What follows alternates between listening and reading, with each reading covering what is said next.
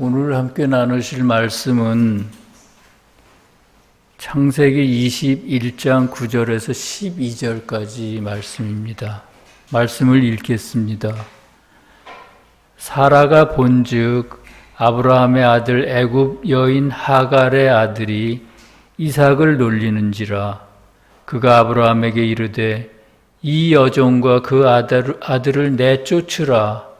이 종의 아들은 내 아들 이삭과 함께 기업을 얻지 못하리라 하므로 아브라함이 그의 아들로 말미암아 그 일이 매우 근심이 되었더니 하나님이 아브라함에게 이르시되 네 아이나 네 여종으로 말미암아 근심하지 말고 사라가 네게 이른 말을 다 들으라.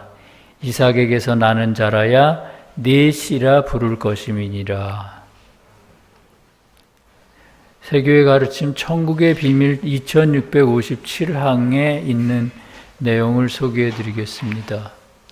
사람에게는 거듭나기 전에 자아가 있고 거듭난 다음에 자아가 있습니다. 거듭나기 전에 첫 번째 합리성에 속한 자아가 지속적으로 떨어져 나갈 때 주님께서는 그에게 천국적인 자아를 주시는데 그것이 거듭난 다음에 새로운 합리성에 속한 자아입니다.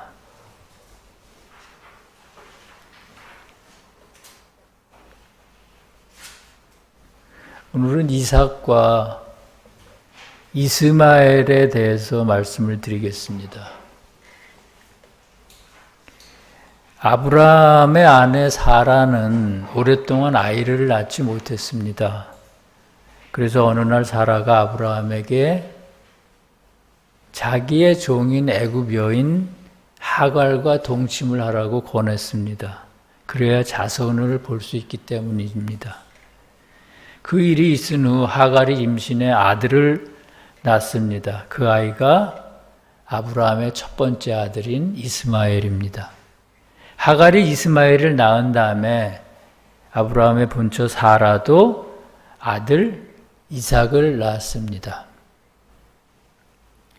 영적인 의미로 볼 때 이스마엘과 이삭은 모두 세상에 오신 주님의 내면에 있는 합리성을 뜻합니다.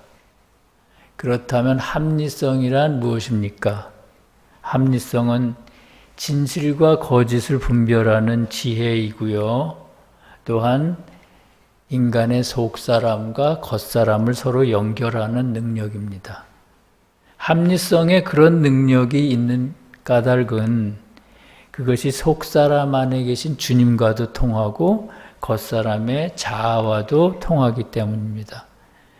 그러므로 합리성이 열리지 않으면 사람은 속사람으로부터 들려오는 주님의 음성을 알아들을 수가 없고요. 그렇기 때문에 거듭날 수가 없습니다. 그것은 육신을 입고 세상에 오신 주님도 예외가 아니었습니다. 주님도 합리성을 통해 당신의 내면에 계신 여호와의 음성을 들으실 수가 있었습니다.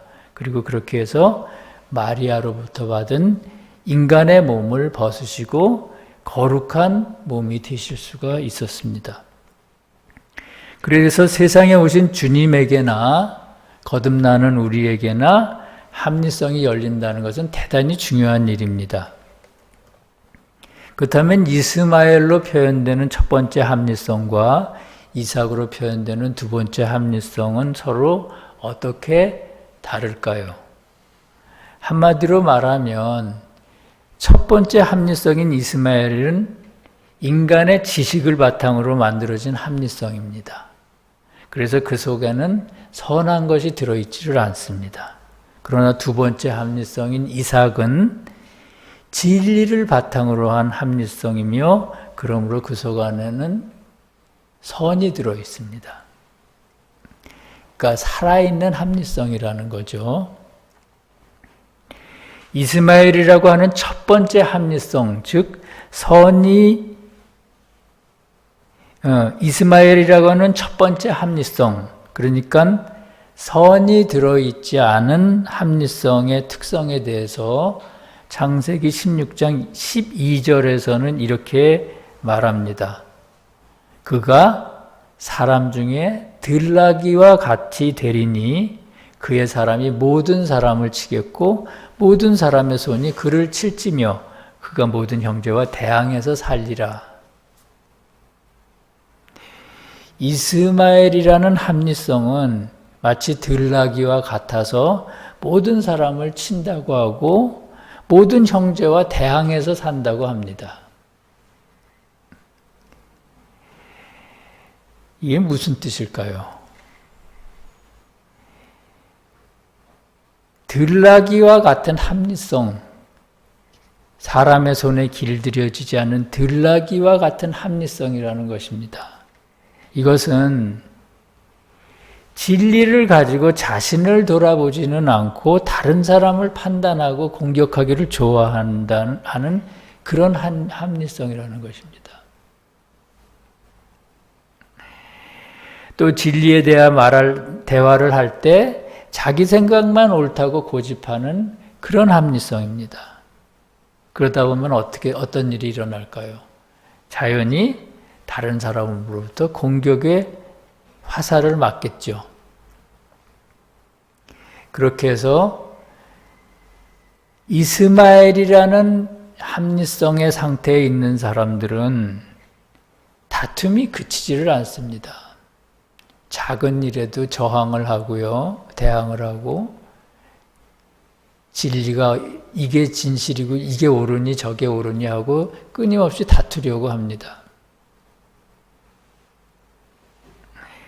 그렇게 다투는 이유는 그 첫 번째 합리성 안에 선한 것이 들어있지 않기 때문입니다. 그냥 진리의 지식만 있는 것이죠.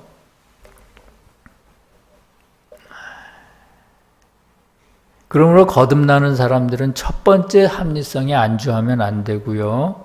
두 번째 합리성으로 계속 나아가야 합니다. 오늘 본문이 전하는 가르침은 그 첫 번째 합리성에 안주하면 안 되고 두 번째 합리성으로 나아가라는 그런 말씀과 관련이 있습니다. 먼저 본문 9절에서는 이렇게 말합니다. 사라가 본즉 아브라함의 아들 애굽 여인 하갈의 아들이 이삭을 놀렸다. 이삭이 자라서 젖을 떼는 날에 아브라함이 큰 잔치를 벌였습니다. 그런데 그때 사라가 보니 여종의 아들이 이스마엘이 이삭을 놀리고 있었습니다. 종의 아들이 본처의 소생을 놀리고 있었던 것입니다. 그렇다면 이스마엘이 이삭을 놀린다는 것은 어떤 의미일까요? 이스마엘로 표상되는 첫 번째 합리성과 이삭으로 표성되는 두 번째 합리성, 진정한 합리성이죠. 이 둘 사이에 서로 갈등이 있는 것을 의미합니다. 앞에서도 말씀드렸지만 거듭나는 가정에서 처음 생긴 합리성은 두 번째 합리성이 나타날 때 선선히 자리를 양보하고 떠나야 합니다. 그런데 실제로는 어떻습니까? 대개는 바로 물러나지 않고요. 한동안은 그 자리에 앉아서 버팁니다. 그리고 그러는 동안 두 번째 합리성을 무시하고 업신여깁니다. 진리뿐인 합리성이 선이 있는 합리성을 무시하는 것입니다. 우리 일상생활에서도 우리 인간관계에서도 그럴 때가 있죠. 선한 사람을 진리뿐인 사람이 선한 사람을 공격할 때가 있습니다. 무시하고요.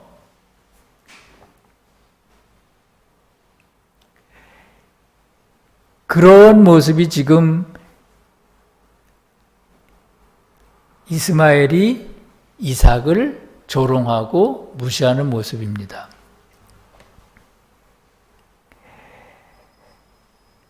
그렇다면 실생활에서 이게 어떤 식으로 나타날까요? 두 번째 합리성을 첫 번째 합리성이 어떤 식으로 업신여길까요? 예를 들면 이런 겁니다. 우리에게 어떤 일이 일어났을 때 우리 마음속에 두 가지 생각이 떠오릅니다. 하나는 첫 번째 합리성에서 오는 생각이고요. 또 한 가지는 두 번째 합리성에서 오는 생각입니다. 전자, 즉 첫 번째 합리성은 평소 버릇대로 진리를 가지고 따지고 싸우려고 합니다. 그러나 두 번째 합리성은 진리보다는 선으로 문제를 해결하려고 합니다. 그때 첫 번째 합리성이 두 번째 합리성을 향해 내가 뭘 아느냐? 그렇게 하면 일이 제대로 해결될 수 있을 것 같으냐? 이렇게 조롱을 합니다.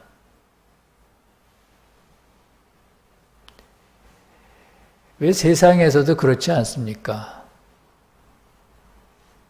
양보하고 덮어주고 그러면 자꾸 해결이 안 될 것 같습니다. 이 문제가 진리를 가지고 따지고 싸우고 쟁취해야만 문제가 해결되는 듯 싶습니다. 단기적으로는 그것이 옳을 수가 있습니다. 그러나 장기적으로 보면 꼭 그런 것만은 아니라는 것이죠. 그래서 대개는 진리를 가지고 있는 사람이 진리를 가지고 문제를 해결하려는 사람이 선으로 문제를 풀어나가려는 사람을 이길 때가 많습니다. 그러한 것이 이스마엘이 이삭을 놀리는 것입니다. 사라가 그것을 보고 아브라함에게 이렇게 말했습니다. 10절 말씀입니다. 이 여종과 그 아들을 내쫓으라. 이 종의 아들은 내 아들 이삭과 함께 기업을 얻지 못하리라. 이렇게 말했습니다. 여기서 아브라함은 속사람 안에 계신 주님을 나타냅니다. 주님은 어떤 분이십니까? 선 그 자체이신 분입니다. 그러면 사라는 누굴까요? 속사람의 선과 항상 연결되어 대화할 수 있는 그런 진리입니다. 그러니까 이거를 우리 세교회 분들은 어떻게 표현하냐면 선이 있는 진리라고 표현을 하죠. 따라서 사라와 아브라함이 대화하는 것은 우리 안에 있는 진리가 속사람 안에 계신 주님과 계속 대화하면서 지혜를 얻는 모습입니다. 그러면 사라가 지금 얻은 지혜는 어떤 것입니까? 여종의 아들을 내쫓아야 한다는 것입니다. 그러니까 이스마엘로 표상되는 첫 번째 합리성을 버리라는 것입니다. 그 이유는 첫 번째 합리성은 인간의 합리성이며 거기에는 하나님의 생명인 선이 들어있지 않기 때문입니다. 그러면 선이 있는 합리성은 어떤 것일까요? 이삭으로 표상되는 두 번째 합리성입니다. 그러니까 지금 사라를 통해 여호와께서 우리에게 전해주시는 메시지는, 가르침은 첫 번째 합리성을 버리고 두 번째 합리성을 취해야 앞으로 계속 거듭날 수가 있다는 뜻입니다. 그것을 본문에서는 종의 아들은 이삭과 함께 기업을 얻지 못한다고 했습니다. 다시 말하면 첫 번째 합리성을 가지고는 주님으로부터 천국을 상속받을 수 없다는 의미입니다. 기업을 받을 수 없다고 하니까요. 그러자 11절에서 아브라함이 그의 아들로 말미암아 그 일이 매우 근심이 되었다고 합니다. 주님에 의해서 두 번째 합리성이 열리기 전에는 누구나 첫 번째 합리성을 통해서 거듭날 수가 있습니다. 거듭남의 길을 갑니다. 그런데 그때 첫 번째 합리성은 그동안 자기가 행한 모든 선한 일들이 자신의 힘으로 이룬 것처럼 생각합니다. 그리고 그것에 기쁨을 느낍니다. 그 기쁨으로 계속 일을 하는 거죠. 자기가 행한 것 같이 생각하는 그 기쁨으로 계속 열정적으로 일을 합니다. 그러나 두 번째 합리성은 그렇게 생각하지 않습니다. 자기가 하는 것 같아도 주님으로부터 한다고 생각합니다. 인간으로부터는 선하고 진실한 것이 하나도 나올 수 없고 오직 주님에게서만 나온다고 생각하고 모든 공을 주님께 돌립니다.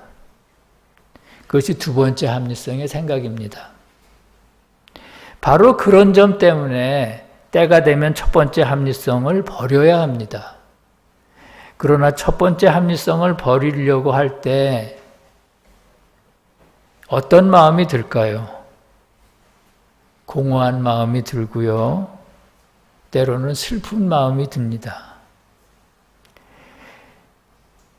첫 번째 합리성을 버릴 때 자기가 마치 허수아비 같은 느낌을 받습니다. 내 힘으로 내 두 발로 걸어서는 것 같지 않고 마치 주님의 허수아비 같이 느껴지는 것이죠. 실제 어떨 때 우린 그런 느낌을 받습니까? 많은 사람들의 반대를 무릅쓰고 열심히 일을 해서 어떤 성과를 내는 경우가 있습니다. 그런데 그러다 보면 문득 마음 한구석에서 너의 열정이 주님을 위한 열정이냐 아니면 너 자신을 위한 열정이냐 하는 그런 질문의 소리가 들립니다. 그때 자기 자신을 돌아보게 되죠. 정말 이것이 주님을 위한 것이 아니라 나 자신을 위한 열정인가 하는 그런 의심이 들기 시작하는 것입니다. 그때 우리는 이제까지 내가 무슨 일을 했나 하고 공허한 마음이 들고 내가 뭐하러 이렇게 고집도 부리고 싸우기도 하고 고민하고 그러면서 이런 일을 하느냐. 아무 일도 하고 싶지 않다. 이런 마음이 듭니다.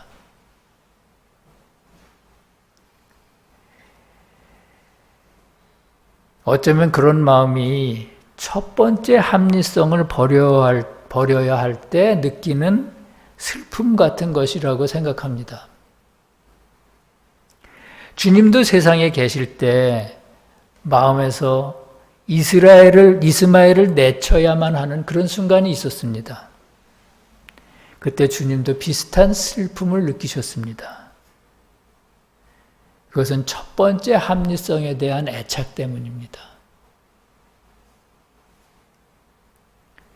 주님에게도 마리아로부터 받은 그러한 마음이 있었다는 것입니다.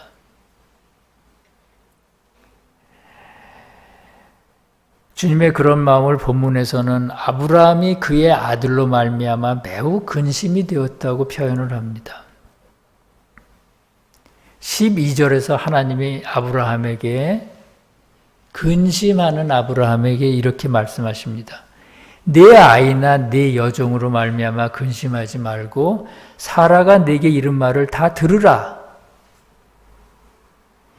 이삭에게서 나는 자라야 내 씨라 부를 것임이니라 이렇게 말씀하셨습니다.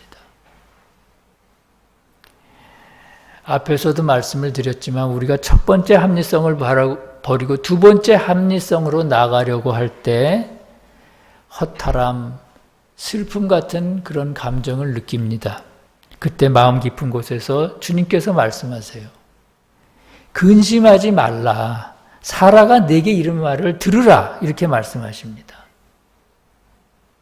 사라가 이른 말이 무엇입니까? 진리가 시키는 대로 첫 번째 합리성을 버리라는 것입니다. 그러면 주님께서 두 번째 합리성, 선이 있는 합리성을 우리에게 주시겠다는 것, 약속입니다.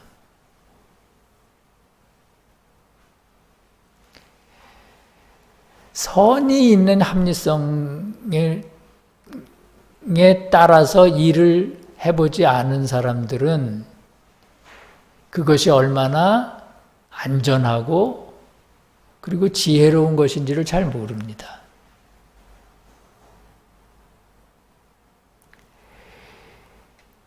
인간의 합리성은 아까도 말씀을 드렸지만 생명이 없기, 하나님의 생명이 들어있지 않기 때문에 사람에게 그렇게 평안을 주지를 못합니다.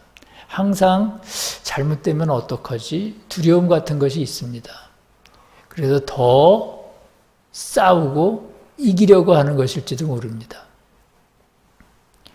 그런데 주님이 주시는 두 번째 합리성, 선한 합리성은 대단히 우리에게 안정감을 줍니다.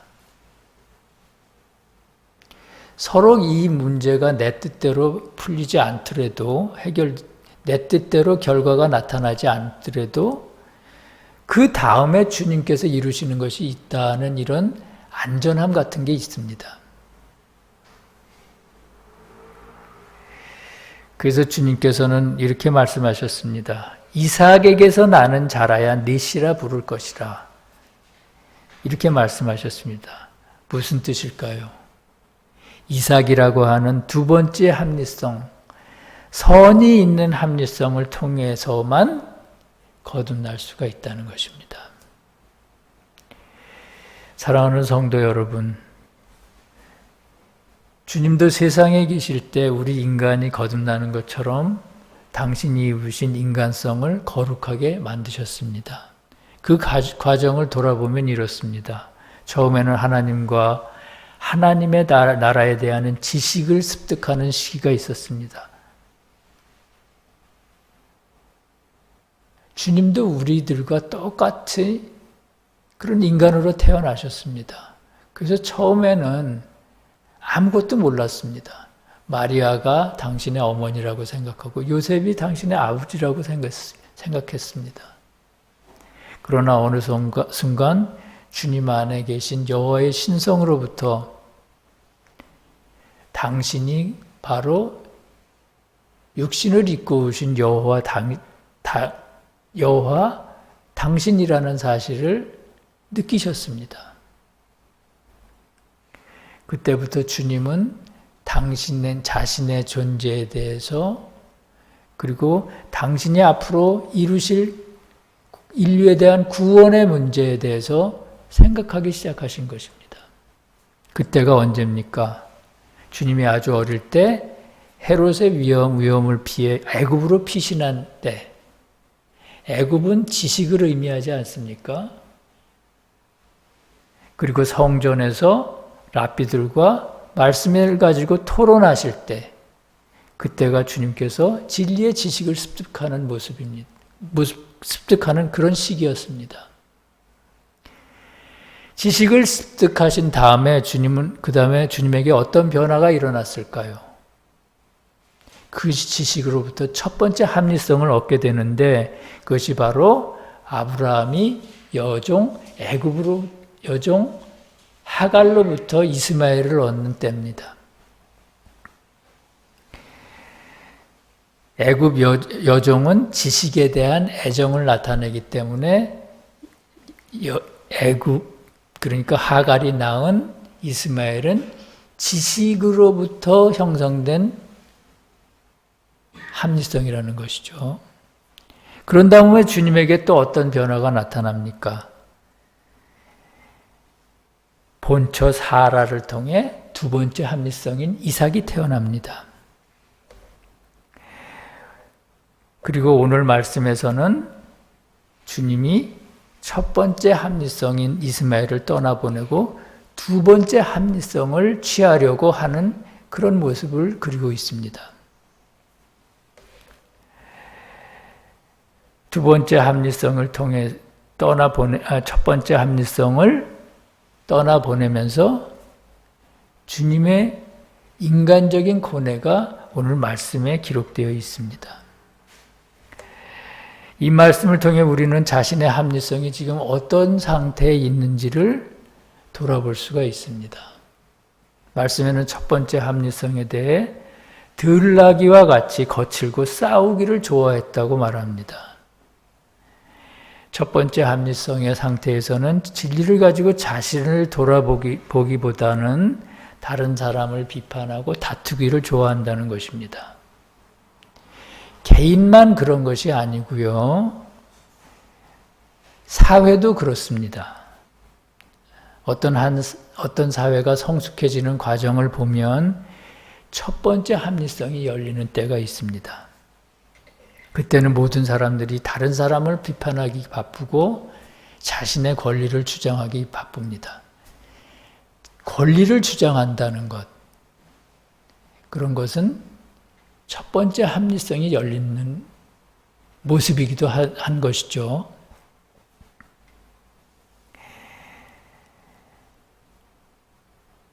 그래서 국민들은 정부를 비판하고요.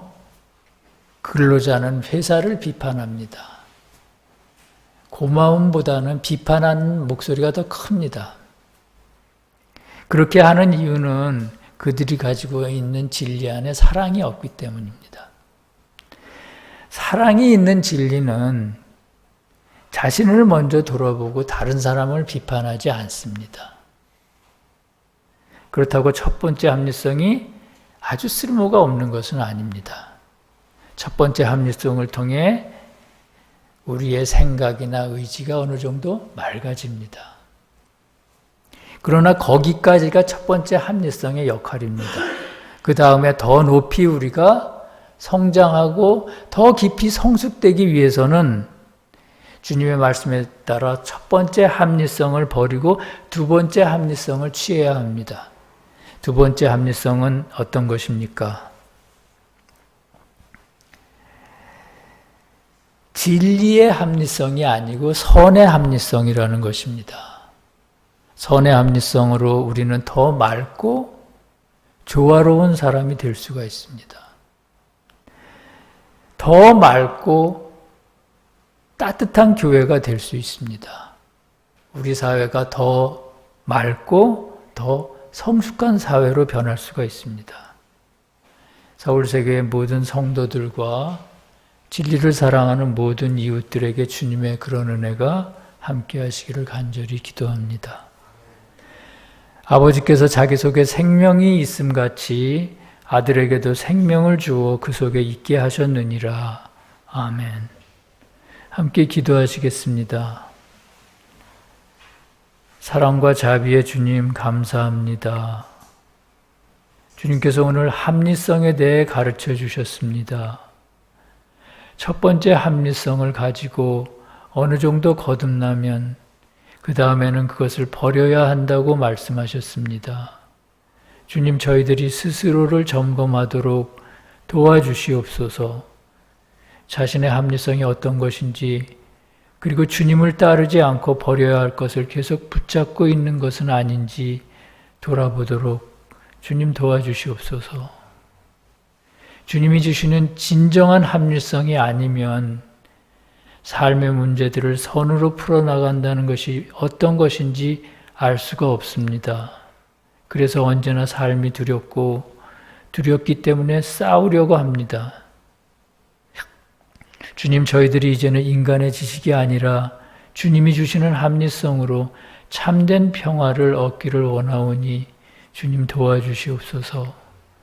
나라와 권세와 영광이 우리 주 예수님께 영원히 있사옵나이다. 아멘.